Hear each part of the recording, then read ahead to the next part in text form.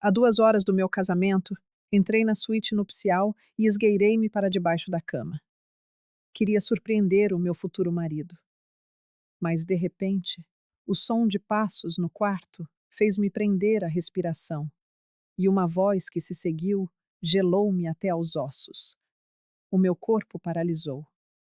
Foi ali, naquele instante, que descobri que o meu noivo planeava a minha morte com a última pessoa no mundo que eu poderia imaginar. O primeiro som foi o ranger do soalho de madeira sob o peso de alguém. O meu coração disparou, martelando contra as costelas. Ali estava eu, de bruços no tapete felpudo, com o meu vestido de noiva a amassar-se contra o corpo, a lutar para que a minha própria respiração não me traísse. 1 hora antes, a ideia parecera tão romântica. Surpreender Ricardo. Ver o seu rosto iluminar-se ao descobrir-me ali, escondida como uma adolescente apaixonada. Talvez a nossa lua de mel começasse ali mesmo, antes da cerimônia, entre risos da minha loucura. Aos 55 anos, eu ainda carregava essa tolice dentro de mim, essa vontade de ser especial, de criar memórias que valessem a pena guardar.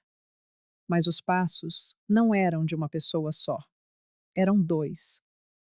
Pelo peso da passada, 2 homens. Ricardo tinha entrado, mas com alguém. O meu estômago contraiu-se. Seria o cerimonialista? Algum amigo a trazer algo de última hora? Fiquei imóvel, prendendo o ar. A suíte presidencial do Hotel Unique custara uma fortuna para esta noite. Flores brancas por todo o lado, champanhe francesa a gelar, pétalas de rosa a formar um caminho até a cama. Tudo perfeito, tudo pensado. E eu ali, como uma idiota, à espera do momento certo para aparecer. Então, ouvi a voz dele. Ricardo. Aquela voz grave que sempre me fizera sentir segura. A voz que me dissera: amo-te, pela primeira vez há 8 meses, naquele restaurante francês. Meu caro, tens a certeza de que ela não vai desconfiar de nada? A voz de Ricardo estava diferente. Fria, calculista. Não era o tom que usava comigo. Era como se falasse de um negócio, de algo que precisava de ser resolvido com eficiência. E então, a segunda voz respondeu. Uma voz que eu conhecia desde o seu primeiro choro, desde a sua primeira palavra. Uma voz que me chamara mãe pela primeira vez há 32 anos. Relaxa, Ricardo. A minha mãe não desconfia de nada. Está cega de paixão por ti. Acha que finalmente encontrou o amor da vida dela depois do meu pai. Marcelo. O meu filho. O meu Marcelo. A voz dele estava carregada de um sarcasmo que eu nunca tinha ouvido. Um desprezo que me cortou a pele como vidro. O quarto girou à minha volta, mesmo eu estando parada. O meu Marcelo? O que fazia ele ali com Ricardo, 2 horas antes do casamento, naquele tom de conspiração? Então, está tudo certo para Fernando de Noronha? A voz de Marcelo continuou, e senti um peso a instalar-se no meu peito. Lembraste de trocar o colete salva-vidas dela por aquele furado? O meu sangue congelou. Tudo certo? Ricardo respondeu, e eu podia ouvir o sorriso na sua voz. Um sorriso que eu beijara tantas vezes. Vai parecer um acidente perfeito. Ela vai querer nadar até aquela rocha, como sempre faz quando está entusiasmada. Eu vou estar longe o suficiente para não conseguir salvá-la a tempo. 2, 3 minutos debaixo de água e pronto. A viúva rica que morreu tragicamente na lua de mel. Ninguém vai questionar. Eu queria gritar, queria vomitar. Queria que aquilo fosse um pesadelo, mas a dor no meu peito era demasiado real. As lágrimas que começaram a escorrer, silenciosas, pelo meu rosto, eram demasiado reais. O meu corpo inteiro tremia, e eu mordi o lábio até sentir o gosto de sangue para não fazer nenhum som. E tens a certeza de que os papéis do regime de bens estão em ordem? Perguntou Marcelo, com uma ansiedade na voz que eu reconhecia. A mesma ansiedade de quando ele tinha 12 anos e queria saber se o seu presente de aniversário tinha chegado. Mas agora falava da minha morte como quem fala de uma herança que demora a chegar.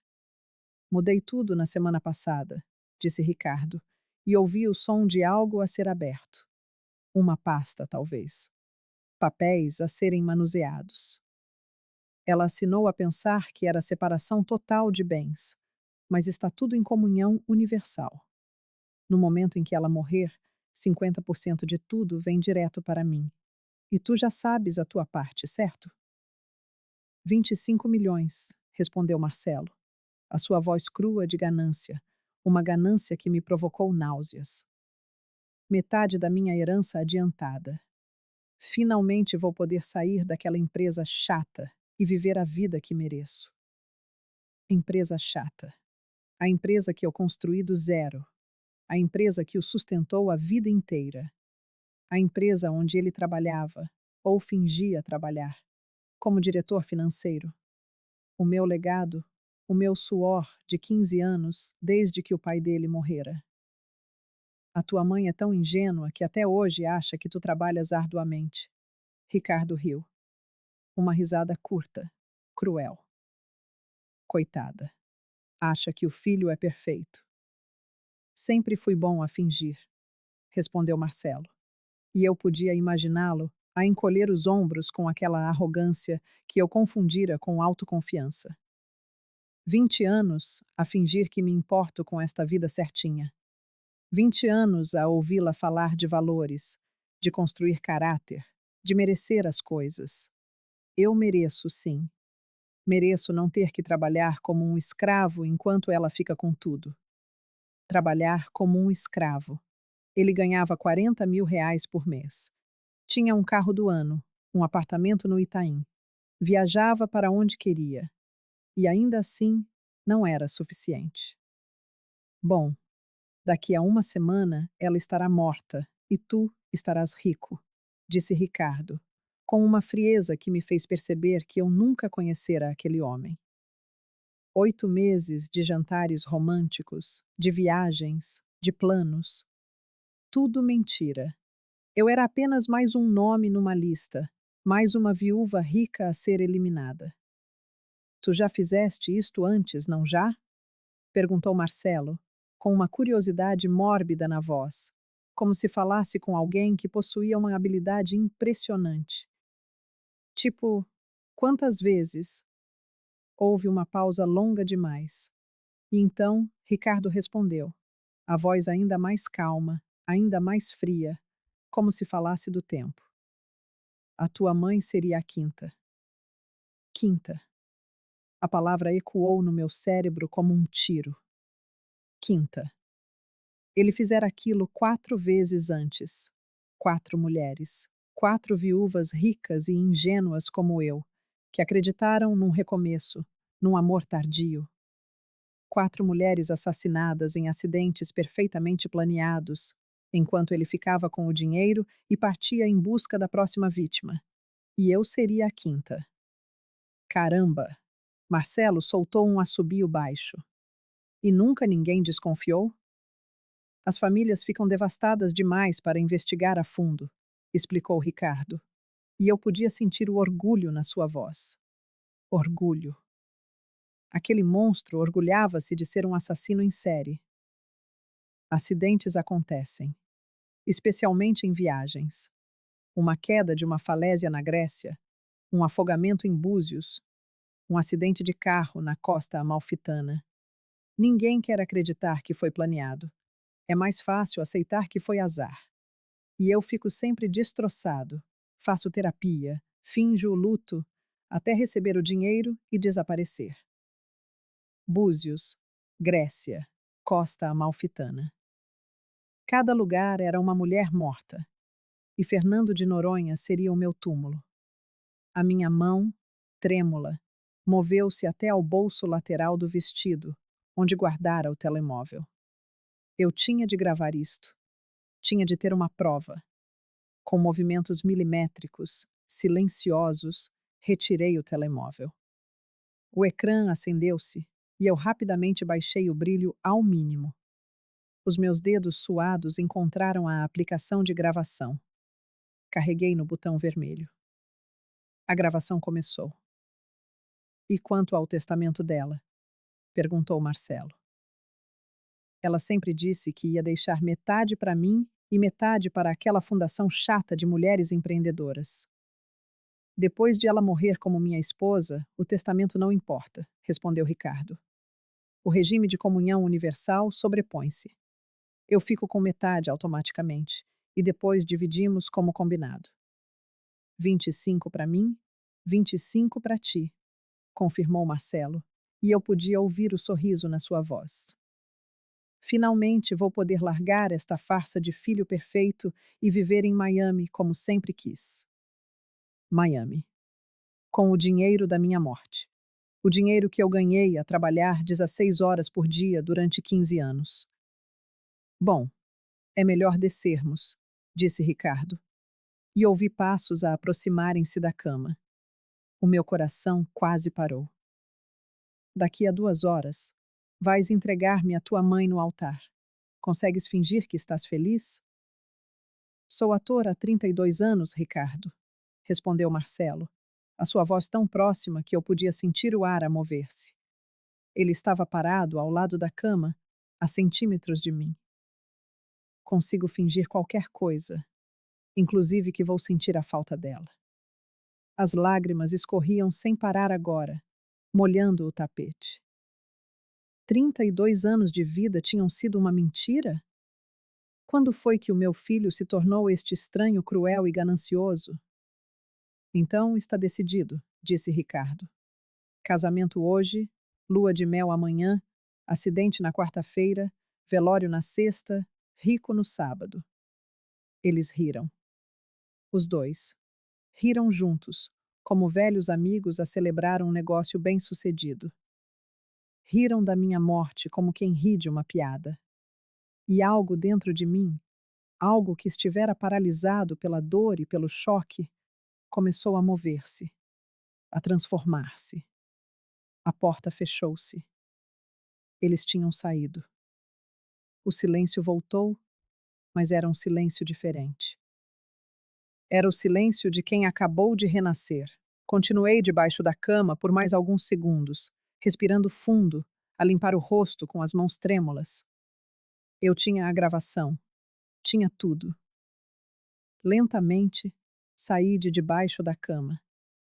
O meu vestido estava machucado, manchado de pó e lágrimas.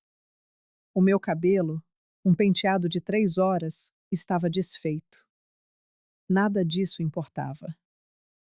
Fui até ao espelho.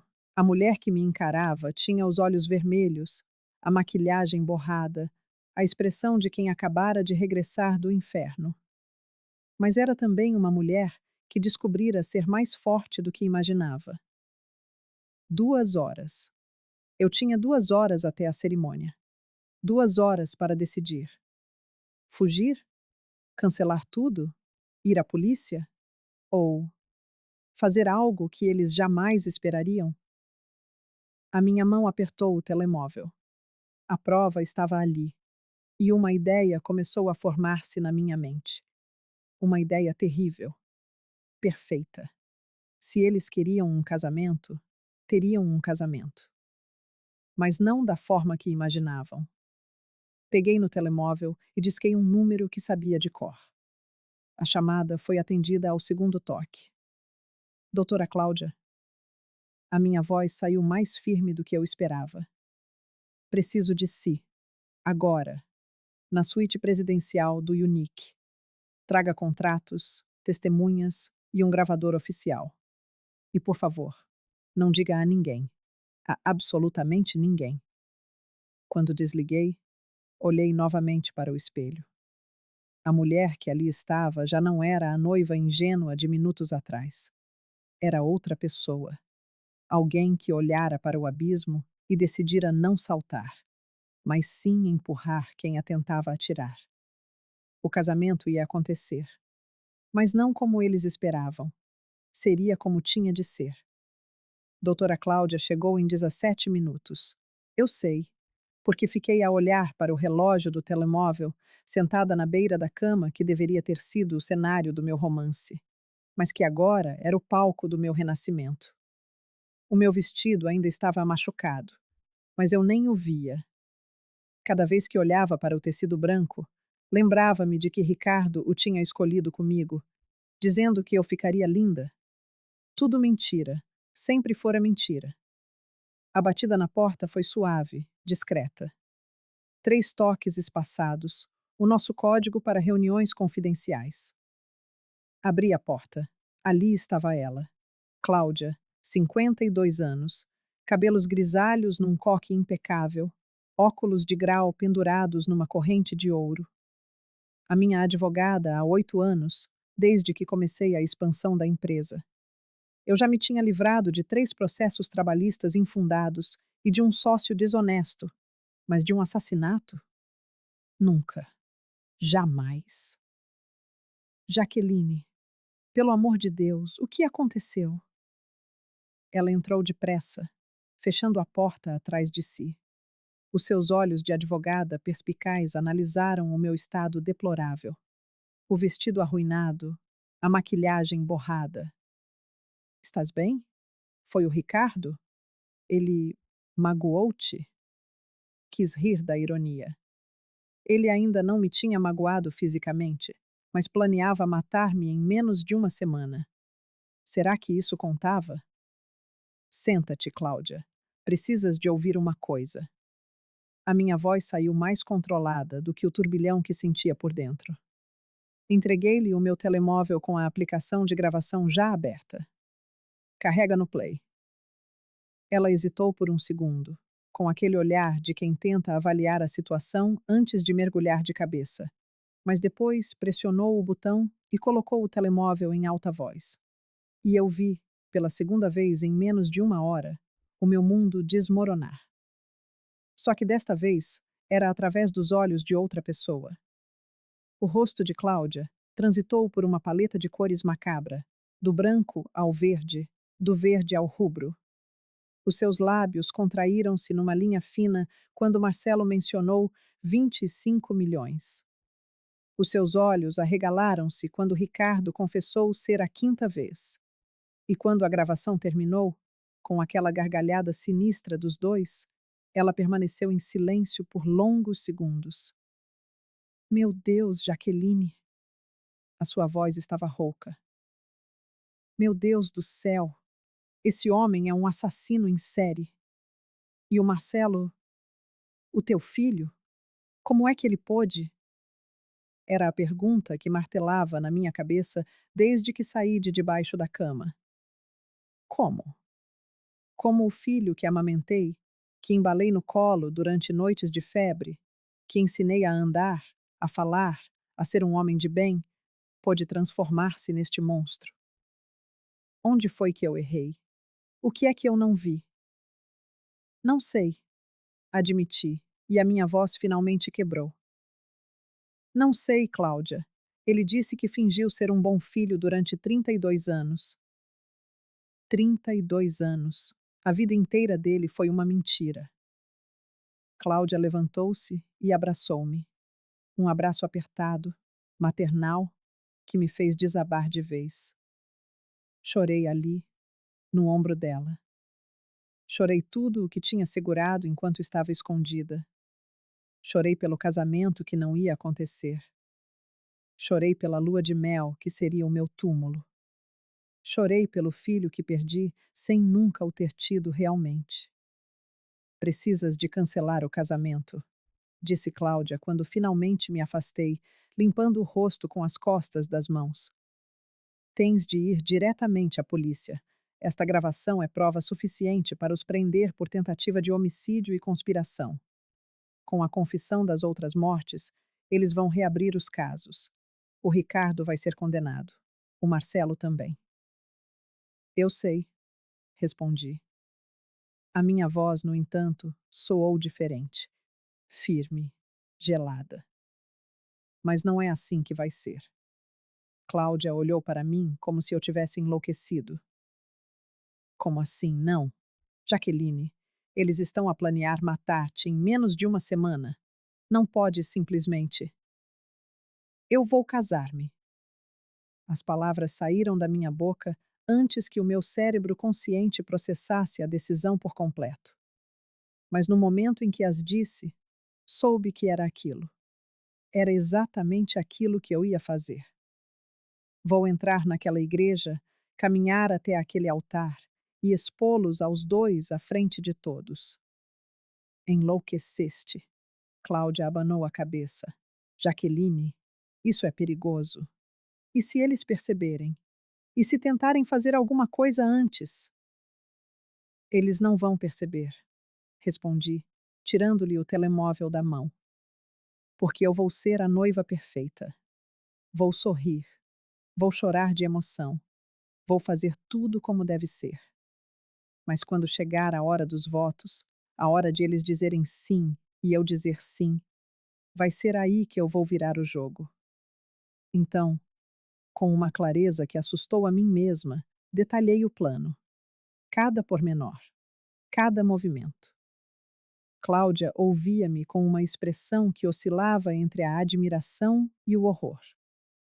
Quando terminei, ela ficou a olhar para mim por um longo momento. Tens a certeza disto? Perguntou ela. Porque não há volta a dar. Assim que tocares esse áudio na igreja, à frente de 300 pessoas, a vida deles acaba. E a tua também muda para sempre. Denunciar o próprio filho. Jaqueline, tu aguentas isso? Era essa a questão, não era? Eu aguentava? Aguentava colocar o meu filho na prisão? Aguentava ser a mãe que traiu o instinto maternal mais básico de proteger a sua cria, mesmo quando a cria é um monstro?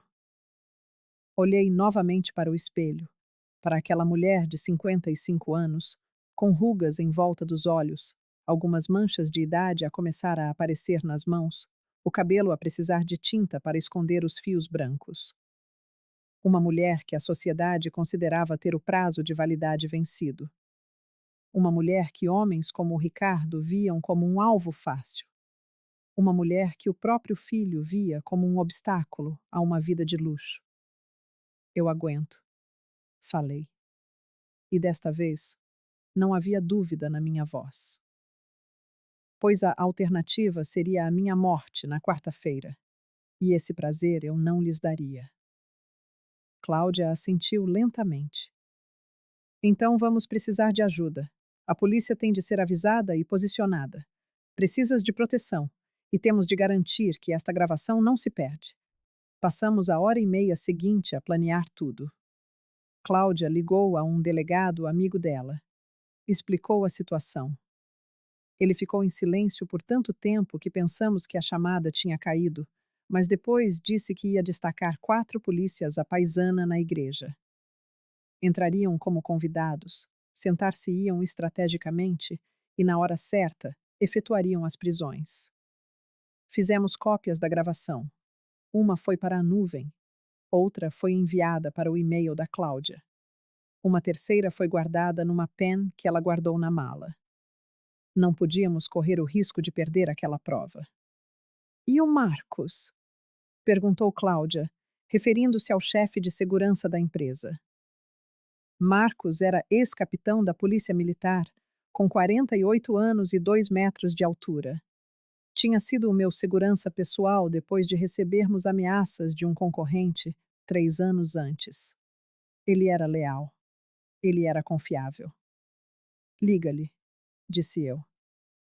Quero que ele fique perto de mim o tempo todo. Só não pode parecer estranho. Cláudia fez a chamada. Marcos atendeu ao primeiro toque, como sempre. Quando ela explicou a situação, ele ficou em silêncio por 2 segundos e depois disse apenas: Estou aí em 10 minutos. E, Jaqueline, se eles tentarem alguma coisa, eu parto-os aos dois ao meio. Às vezes, não precisamos de palavras bonitas. Às vezes, só precisamos de saber que alguém está do nosso lado, pronto para nos proteger.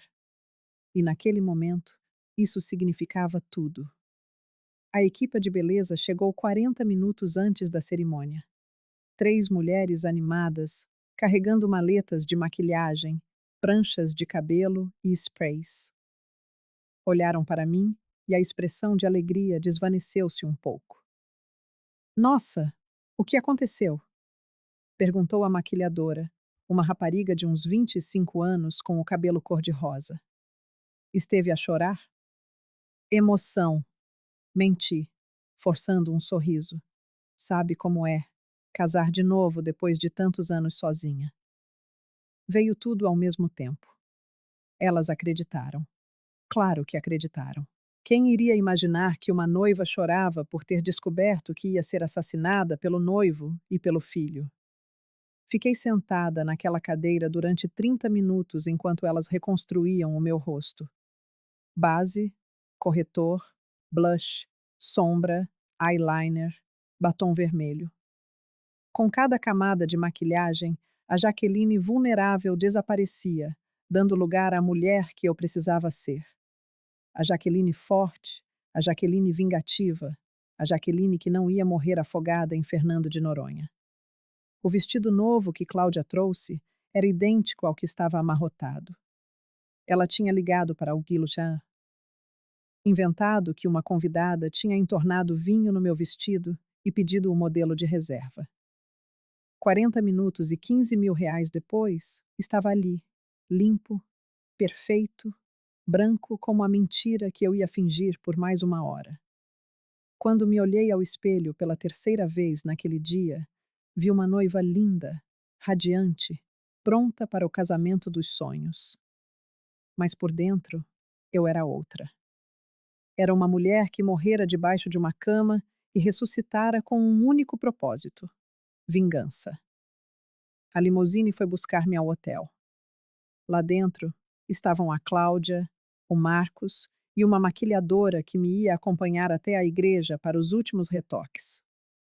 Durante o trajeto de 20 minutos, ninguém falou muito. Cláudia revia papéis. Marcos verificava o telemóvel, provavelmente a coordenar-se com a polícia. Eu olhava pela janela, a ver São Paulo passar, aquela cidade que era a minha casa, a cidade onde eu ia expor 2 monstros. O meu telemóvel vibrou. Uma mensagem de Marcelo. Mãe, estás bem? Demoraste muito no hotel. Estamos todos à tua espera. Amo-te. Amo-te. 2 palavras que eu tinha ouvido dele milhares de vezes. 2 palavras que acreditei serem verdadeiras. 2 palavras que agora soavam como cacos de vidro na minha garganta. Digitei de volta. Estou a caminho, filho. Só queria estar perfeita para este dia especial. Também te amo. Mentira por mentira, jogo por jogo. A igreja estava deslumbrante. A igreja Nossa Senhora do Brasil, nos jardins, toda decorada com flores brancas e douradas. As portas estavam fechadas, mas eu conseguia ouvir a música do órgão lá de dentro. 300 convidados à espera, os meus amigos, os meus funcionários, pessoas da alta sociedade que o Ricardo tinha convidado. E nenhuma delas sabia que estava prestes a presenciar não um casamento, mas uma execução pública. Saí da limusine. Marcos ofereceu-me o braço. Ele ia levar-me ao altar, já que o meu pai falecera há 10 anos. Ele seria o meu escudo até ao último momento. Tens a certeza disto?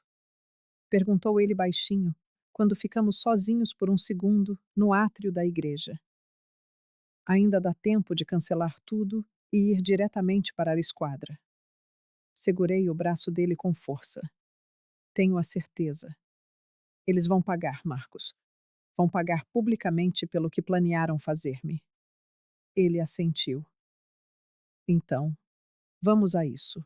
E lembra-te, estou a 3 passos de ti o tempo todo. Qualquer coisa, qualquer movimento estranho, eu acabo com os 2. As portas abriram-se. A música mudou para a marcha nupcial. Todos se levantaram e, lá na frente, ao lado do altar, estavam eles. Ricardo, deslumbrante no seu smoking preto, com um sorriso largo e olhos que brilhavam ao ver-me, olhos de um homem apaixonado, olhos de um assassino em série. E ao lado dele, como padrinho, Marcelo, o meu filho, o meu único filho, com aquele sorriso que eu conhecia tão bem, aquele sorriso que eu julgava genuíno, aquele sorriso de quem contava os minutos para eu morrer e ele ficar rico. Comecei a caminhar, um passo de cada vez. As pessoas sorriam para mim, algumas choravam. Alguém sussurrou: Ela está tão linda. Outra pessoa disse: Finalmente, ela encontrou alguém. Se elas soubessem. Ricardo tinha os olhos marejados quando cheguei perto. Lágrimas de crocodilo, lágrimas de um ator premiado. Marcos entregou-me a ele. As nossas mãos tocaram-se. A mão que planeava afogar-me segurava a minha com ternura. O padre começou a falar. Palavras sobre amor, sobre compromisso, sobre até que a morte os separe. A morte. Que irônico. Eu sorria, acenava, fingia estar emocionada. E enquanto isso, a minha mão direita segurava a pequena mala de noiva onde estava o meu telemóvel. Pronto. À espera.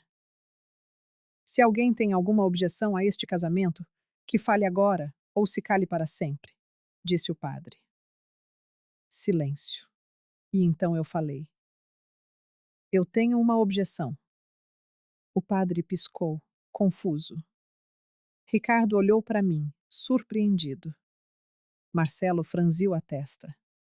A igreja inteira mergulhou num silêncio absoluto. Jaqueline? Sussurrou Ricardo. O que é que estás a fazer? Virei-me para os convidados, 300 pares de olhos fixos em mim, e peguei no meu telemóvel. Antes de dizer sim, a minha voz ecoou pela igreja, firme e clara. Todos vocês precisam de ouvir uma coisa. Precisam de ouvir quem é o homem com quem eu quase casei e quem é o meu filho de verdade. E carreguei no play. A voz de Ricardo saiu pelos altifalantes da igreja como um trovão. Clara, nítida, inconfundível. Cara, tens a certeza de que ela não vai desconfiar de nada? O silêncio que se seguiu foi tão pesado que parecia sugar o ar de dentro da igreja. 300 pares de olhos moveram-se de mim para o Ricardo, dele para mim, dele para as colunas de som, a tentar processar o que estavam a ouvir. E então, a voz de Marcelo respondeu. E eu vi o meu filho empalidecer no altar. Relaxa, Ricardo. A minha mãe não desconfia de nada. Ela está cega de paixão por ti. Um murmúrio coletivo, como uma onda, percorreu a nave da igreja. Baixo. Confuso. Algumas pessoas olhavam para os telemóveis, a pensar que era algum tipo de partida, um vídeo viral que tinha começado a tocar por engano. Mas eu vi quando a realidade começou a assentar. Vi nos olhos dos meus amigos mais próximos. Vi na expressão da Rita, a minha sócia. Vi no rosto da Fernanda, a minha melhor amiga desde a faculdade. Ricardo tentou dar um passo na minha direção. Marcos moveu-se mais rápido, colocando-se entre nós. 2 metros de puro músculo e lealdade. Jaqueline, desliga isso. A voz de Ricardo estava baixa, urgente, desesperada. Toda a suavidade tinha desaparecido. Pelo amor de Deus, não faças isso. Mas eu mantive o telemóvel erguido e a gravação continuou. Então, está tudo certo para Fernando de Noronha? Lembraste-te de trocar o colete salva-vidas dela por aquele furado? Um grito abafado veio de algum lugar na igreja. Acho que foi da minha prima Sandra. O murmúrio aumentou de volume. As pessoas começaram a sussurrar entre si. Algumas já pegavam nos telemóveis, a gravar, a tirar fotos. O casamento do ano estava a transformar-se no escândalo do ano, em tempo real. Tudo certo. Vai parecer um acidente perfeito. Ela vai querer nadar até aquela rocha, como sempre faz quando está entusiasmada. Estaria longe demais para salvá-la a tempo. 2, 3 minutos debaixo d'água e estaria feito. Não!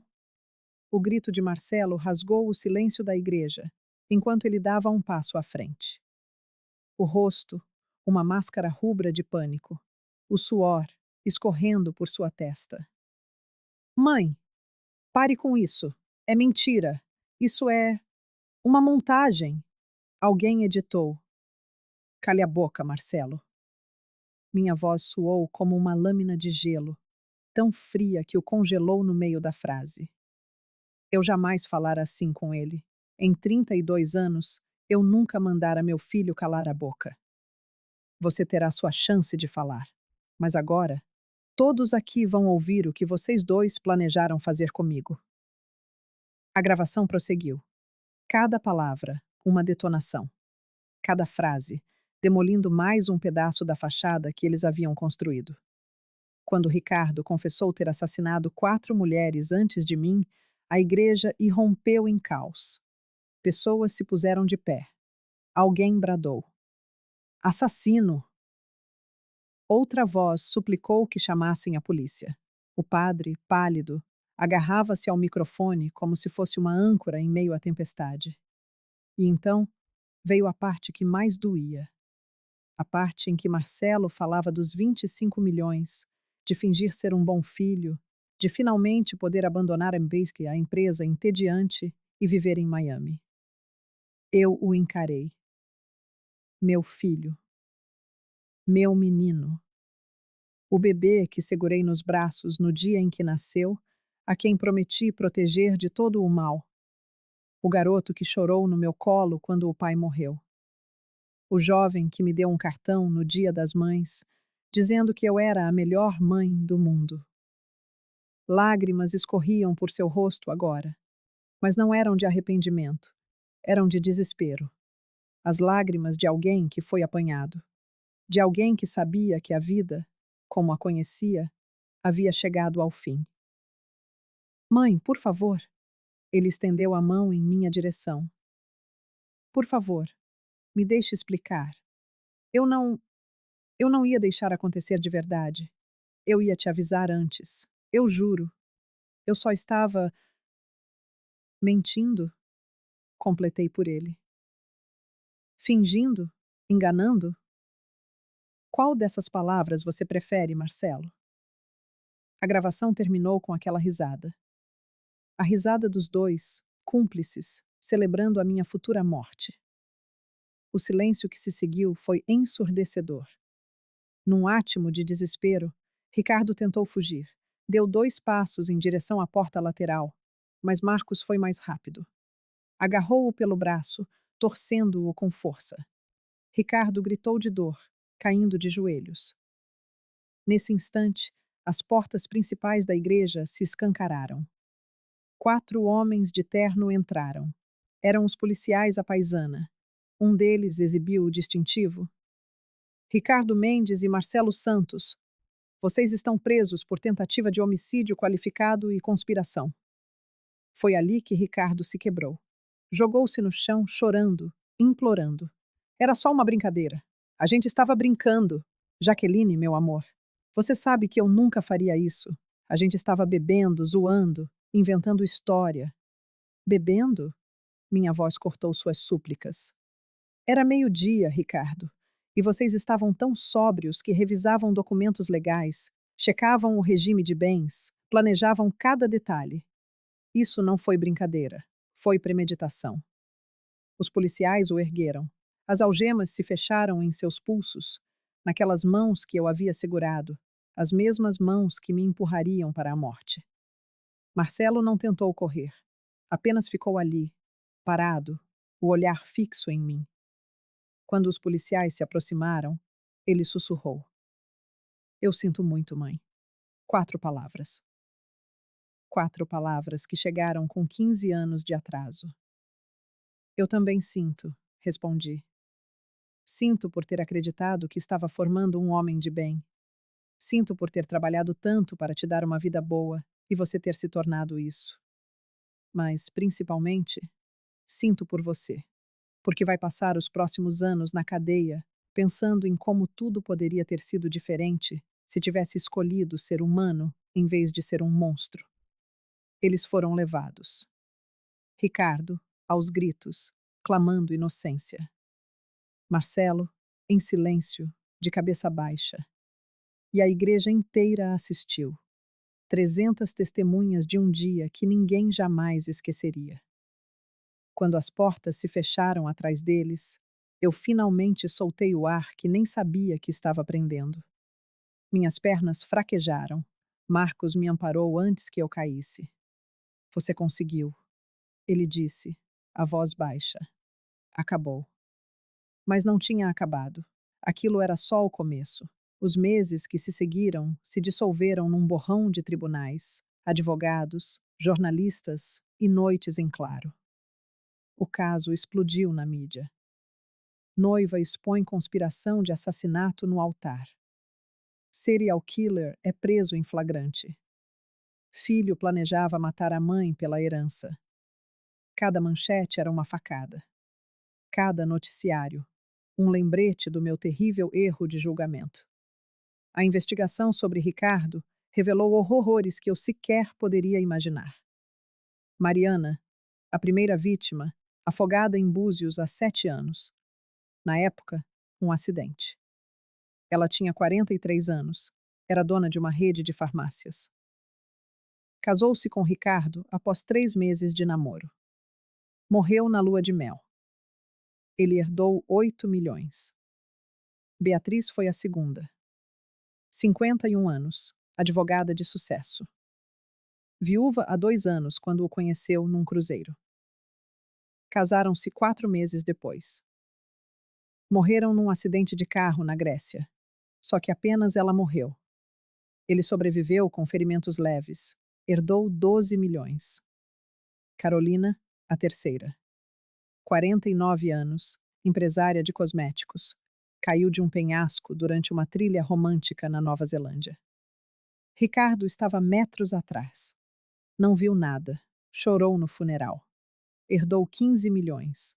E Daniela? Daniela foi a que escapou. 46 anos, dona de uma construtora. Apaixonou-se. Aceitou o pedido de casamento. Mas algo a incomodava. As perguntas insistentes sobre seu testamento. A pressa para marcar a lua de mel. Ela contratou um detetive particular. Descobriu o padrão, as mortes suspeitas. Descobriu que o nome dele era falso. Era Roberto Silva, de Curitiba, com 3 mudanças de identidade. Quando Daniela rompeu o noivado e ameaçou ir à polícia, ele desapareceu. Mudou de cidade, de nome e se tornou Ricardo Mendes, pronto para sua próxima vítima. Eu. No julgamento, Daniela testemunhou. Ela estava na igreja naquele dia. Ricardo a convidara, um ato de pura arrogância, para mostrar que havia seguido em frente. Mal sabia ele que ela seria sua ruína.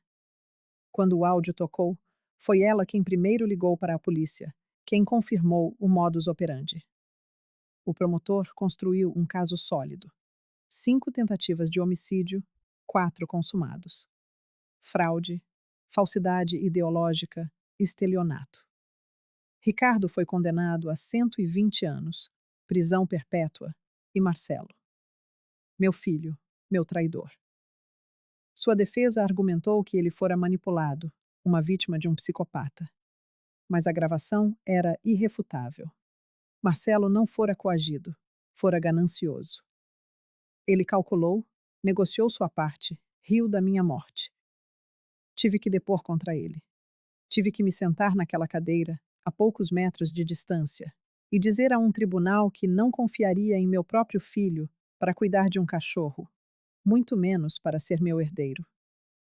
Ele me olhava, com aqueles olhos castanhos, iguais aos do pai, olhos que amei desde o momento em que nasceram. E tudo o que eu via agora era um estranho. Senhora Jaqueline, o advogado de defesa me provocou. A senhora não acha que, como mãe, tem a obrigação de perdoar seu filho. Olhei para Marcelo. Ele parecia um menino assustado, mas não tinha 10 anos e não havia quebrado uma janela. Tinha 32 e havia planejado meu assassinato. Não, respondi, e minha voz não tremeu. O perdão exige arrependimento verdadeiro, e tudo o que vejo no meu filho é arrependimento por ter sido pego. O júri levou 4 horas. O veredito foi unânime. Culpado. 25 anos de prisão. Quando a sentença foi lida, Marcelo desmoronou, gritando que era injusto, que eu deveria tê-lo salvo. Eu não fiz nada. Apenas o observei ser levado, vestindo o uniforme laranja da prisão, um substituto sombrio para os ternos caros que tanto amava. E o que senti não foi alívio, nem satisfação. Apenas um vazio profundo. A mídia me assediou. Recusei quase tudo. Dei uma única entrevista, 3 meses depois. A repórter me perguntou se eu me arrependia de ter exposto meu filho. Eu me arrependo de muitas coisas, respondi. Me arrependo de não ter visto os sinais, de ter mimado demais. Mas não me arrependo de ter escolhido a justiça. Proteger meu filho seria trair todas as outras mães. 2 anos se passaram. A empresa cresceu. O trabalho se tornou meu refúgio, o único lugar onde os números não mentiam. Até que um dia, uma carta chegou, da penitenciária de Tremembé. A caligrafia de Marcelo. Mãe, sei que não tenho direito de te pedir nada, mas preciso falar com você. Pessoalmente. Por favor, só uma vez. Seu filho que te ama apesar de tudo, Marcelo. Amar. Ele ousava usar essa palavra. Eu ia rasgar a carta, mas algo me deteve. Talvez a necessidade de um encerramento. Marquei a visita para o sábado seguinte. E assim, 2 anos após o dia em que deveria ter me casado, eu me vi dirigindo para a prisão, para visitar o filho que tentou me matar. As 2 horas de estrada pareceram uma eternidade. Cada quilômetro, uma lembrança. Cada placa, uma pergunta. O que eu esperava encontrar? Redenção? Ou apenas a confirmação de que o filho que eu amei nunca existiu de verdade? O estacionamento da prisão estava quase vazio. Passei pela revista, deixando meus pertences para trás. A funcionária, uma mulher de rosto cansado, me reconheceu. Vi seu caso na televisão, ela disse, tocando meu braço de leve. Você foi muito corajosa. Corajosa. As pessoas insistiam nessa palavra. Mas coragem não fora uma escolha, e sim uma consequência da sobrevivência. E sobreviver, às vezes, significa fazer coisas que te destroem por dentro. A sala de visitas era exatamente como nos filmes: paredes cinzas, mesas de metal, um cheiro de desinfetante e desespero. Sentei-me e esperei. 15 minutos se arrastaram. Meu coração batia forte contra as costelas. Eu queria fugir. Então, a porta do fundo se abriu e ele entrou. Marcelo estava diferente, muito diferente. O cabelo, mais longo, despenteado. Magro, uns 10 quilos a menos. A pele, pálida, perdera o bronzeado que ele mantinha com tanto esmero. O uniforme laranja da prisão caía-lhe sobre o corpo, folgado, como se pertencesse a outro homem. Mas os olhos. Os olhos eram os mesmos. Aquele tom de castanho que ele herdara do pai. Ele estacou assim que me viu. Por um instante, pensei que as lágrimas viriam, as dele ou as minhas. Mas nenhum de nós se moveu. Apenas ficamos ali, a encarar-nos através de 3 metros de chão polido que se estendiam como 3 continentes. Avançou lentamente e sentou-se na cadeira do outro lado da mesa. Não havia vidro a separar-nos, nem era preciso. Eu não lhe tocaria, e ele sabia-o. Olá, mãe, disse ele, a voz rouca, como uma engrenagem enferrujada pelo desuso. Obrigado por teres vindo. Eu eu não pensei que viesses. Nem eu, admiti. Mas aqui estou. Instalou-se um silêncio denso, preenchido por tudo o que não fora dito nos últimos 2 anos. Carregado de todas as perguntas que eu tinha e de todas as desculpas que ele provavelmente preparara. Estás bem? Perguntou ele. A ironia na pergunta quase me fez rir. Ele, o homem que planeara o meu assassinato, a perguntar-me se eu estava bem. Estou viva, respondi. O que é mais do que tu querias para mim? Ele encolheu-se, como se as minhas palavras fossem um golpe físico. Baixou o olhar para as mãos, para as unhas roídas, para os dedos que tremiam ligeiramente. Eu sei que não há desculpa. Sei que nada do que eu disser vai consertar isto, mas preciso que saibas. Preciso que entendas. Entender o que, Marcelo? A minha voz saiu mais alta do que eu pretendia. A guarda junto à porta olhou na nossa direção, alerta. Respirei fundo, forçando a voz a baixar. O que queres que eu entenda? Que fingiste amar-me durante 32 anos. Que calculaste o valor da minha morte. Que te divertiste com a ideia de me veres morrer afogada. Eu não fingi, disse ele rápido, desesperado. Mãe, juro por Deus que não fingi tudo.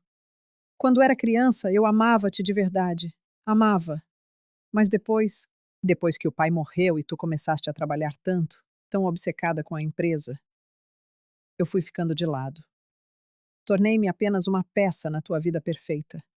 O filho perfeito da empresária perfeita. Então a culpa é minha? Perguntei, com uma incredulidade que me arranhou a garganta. Eu trabalhei demais para te dar uma vida boa e por isso, decidiste que eu merecia morrer? Não! Ele bateu com as mãos na mesa e a guarda deu um passo em frente.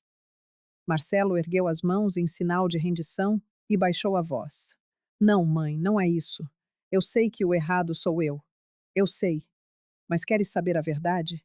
A verdade que eu nunca tive coragem de te dizer? Eu tinha inveja de ti. Inveja. A palavra pairou no ar entre nós, pesada como uma confissão sórdida.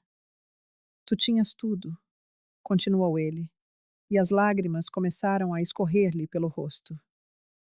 Tinhas sucesso, dinheiro, respeito. Todos olhavam para ti como se fosses uma deusa. E eu? Eu era apenas o filho da Jaqueline. Trabalhava na empresa da Jaqueline. Vivia na sombra da Jaqueline. Sozinho, eu não era nada. E quanto mais velho ficava, mais eu odiava isso. Mais eu te odiava por seres tudo o que eu jamais conseguiria ser. Olhei para o meu filho, a chorar do outro lado da mesa e não senti nada. Ou talvez tenha sentido tudo de uma só vez: pena, raiva, tristeza, decepção. Mas acima de tudo, senti aceitação. A aceitação de que o filho que eu criei morrera em algum ponto do caminho. E o homem sentado à minha frente era um estranho que eu já não conhecia. Sabes o que é irônico, Marcelo? Falei, limpando uma lágrima que escapara sem que eu desse por isso. Durante todos estes anos, eu pensei que estava a trabalhar para ti. Cada contrato que fechava, cada expansão da empresa, cada real a mais que eu ganhava, era a pensar em dar-te um futuro seguro, em deixar-te um legado. E tu viste tudo isso como uma competição. Como se eu estivesse a tentar ser melhor que tu, quando, na verdade, eu só estava a tentar ser a melhor versão de mim mesma para te poder dar tudo. Eu sei disso agora, soluçou ele. Mãe, eu sei. Aqui dentro tive muito tempo para pensar, muito tempo para me arrepender. E arrependo-me todos os dias de cada palavra que disse, de cada plano que fiz. Se eu pudesse voltar atrás. Mas não podes, cortei. Ninguém pode. E essa é a parte mais cruel de tudo isto, Marcelo. Não existe máquina do tempo. Não há como apagar. Tu fizeste o que fizeste. Eu ouvi o que ouvi.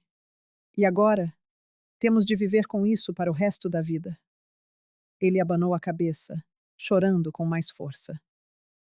Eu sei, mas mãe, consegues perdoar-me? Um dia, em algum momento da tua vida, vais conseguir olhar para mim e perdoar? Perdoar. Aquela palavra outra vez. Todos querem perdão, como se fosse um botão que se prime para que tudo volte ao normal, como se o perdão apagasse a dor, como se ressuscitasse a confiança que morreu. Não sei, respondi, com sinceridade. Talvez um dia, talvez daqui a 10, 20 anos, quando a dor já não for tão aguda, quando eu conseguir lembrar-me de ti em criança, sem me lembrar do adulto que planeou a minha morte. Talvez aí eu consiga perdoar. Mas não hoje, Marcelo. Hoje, ainda estou demasiado ocupada a tentar perdoar-me a mim mesma. Perdoar-te a ti?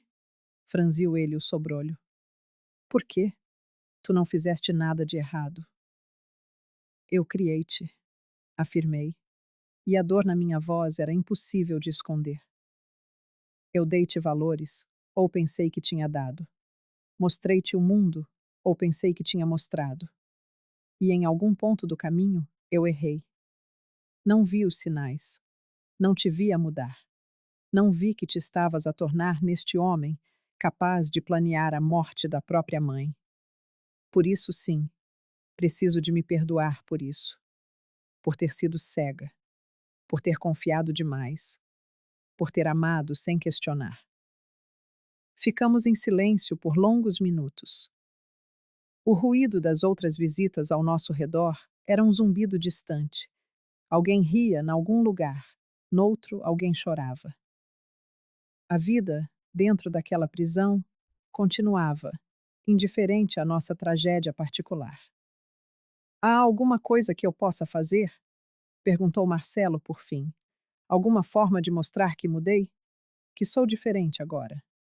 Pensei na pergunta. Ponderei-a de verdade. E então, dei a única resposta honesta que consegui encontrar. Podes cumprir a tua pena, disse eu. Podes usar estes 25 anos para te tornares, realmente, no homem que fingiste ser a vida inteira.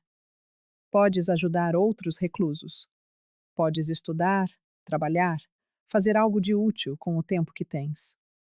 E quando saíres daqui, se é que algum dia vais sair, podes viver uma vida que honre as oportunidades que tiveste e que desperdiçaste. Essa é a única forma.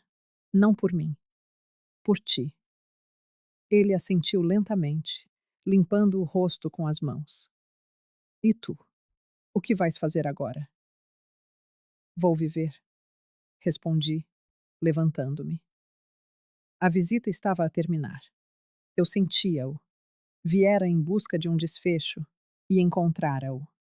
Não era o desfecho que eu queria, mas era o de que eu precisava. Vou viver a vida que tu tentaste tirar-me. Vou expandir a empresa. Vou ajudar outras mulheres. Vou criar uma fundação em memória das mulheres que o Ricardo matou. Vou transformar esta dor em algo útil, em algo que salve vidas. E talvez, só talvez, um dia eu consiga olhar-me ao espelho e não ver a mãe que falhou, mas sim a mulher que sobreviveu. Marcelo levantou-se também. Por um segundo, pensei que ele ia tentar abraçar-me, mas ficou parado, a respeitar o espaço entre nós. Um espaço que talvez nunca mais fosse preenchido. Eu amo-te, mãe, disse ele. Mesmo que nunca mais acredites nisso. Mesmo que passes o resto da vida a odiar-me. Eu amo-te. Olhei para ele, para aquele homem de 34 anos que era meu filho, mas também um estranho. E a única coisa que consegui dizer foi: eu também te amei. Amei o menino que tu foste. e talvez um dia consiga amar o homem em que te podes tornar. Mas o homem que tu és agora, esse eu não conheço. Virei-lhe as costas e caminhei em direção à porta. Cada passo era uma despedida. Cada passo era uma aceitação. Cada passo era um recomeço. Ao chegar à porta, olhei para trás uma última vez. Marcelo continuava no mesmo lugar, a chorar em silêncio, com as mãos nos bolsos e os ombros curvados. Parecia mais pequeno do que eu me lembrava. Parecia derrotado. Parecia humano. E eu saí. Do lado de fora da prisão, o sol brilhava alto num céu azul. Os pássaros cantavam em algum lugar. A vida continuava, indiferente à tragédia que acabara de se desenrolar dentro daquelas paredes. Entrei no carro e guiei de volta para São Paulo. 2 horas de estrada, durante as quais não ouvi música, não atendi o telemóvel. Apenas conduzi, a pensar em tudo e em nada ao mesmo tempo. Assim que cheguei a casa, liguei a Cláudia. Quero criar a fundação, disse eu. Mal ela atendeu. A Fundação Justiça para ela.